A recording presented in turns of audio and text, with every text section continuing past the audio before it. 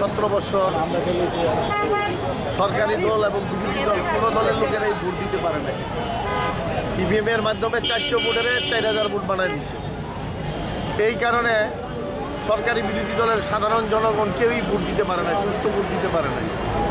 আমরা গণতন্ত্র রক্ষার জন্য, জনগণের অধিকার রক্ষার জন্য এবং মানুষজন তার পছন্দের মানুষকে ভোট দিতে পারে এই জন্য আমরা আন্দোলন করেছি, আমরা জেল কেটেছি। আমরা আমাদের ছাত্র সমাজের অনেক আত্মহত্যা দিয়েছে এবং আমরাও গুম হয়েছি। 5ই আগস্টের সময় জেল খেটেছি।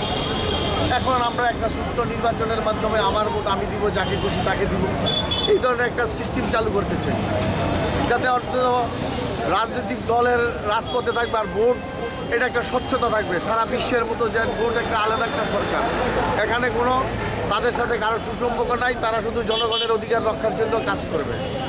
2018 সালে নবুল্লাহ নবী ঢাকা 5 আসনে 2 ঘন্টার ব্যবধানে 69,000 ভোটে ধানের শীষ মার্কা পরাজিত হয়েও চমক সৃষ্টি করেছে। যদি সুষ্ঠু নির্বাচন হতো, সে আজকে সাবেক সংসদ সদস্য হিসাবে তার নাম আমরা মিটিং মিছিলে করতে পারতাম।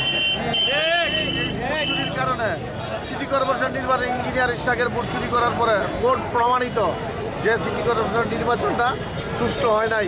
তাই আমি মনে করি আগের যে বিএনপির যে মেয়র ছিল তাকে অবিলম্বে তার দায়িত্ব বুঝাই দেওয়া হোক এবং সাথে সাথে যারা জনতার কাউন্সিলর ছিল তাদেরকেও দায়িত্ব দেওয়া হোক, জনগণের জন্য কাজ করার সুযোগ দেওয়া হোক। জনগণের কাজ তারপরে একটা ভোটের মাধ্যমে সরকার পরিবর্তন, সংসদের পরিবর্তন পরিমার্জন হবে।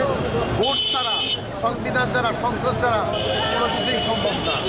এই বলে আমার বক্তব্য শেষ করলাম। বাংলাদেশ জিন্দাবাদ, তারেক জিয়া ফিরে আসবে।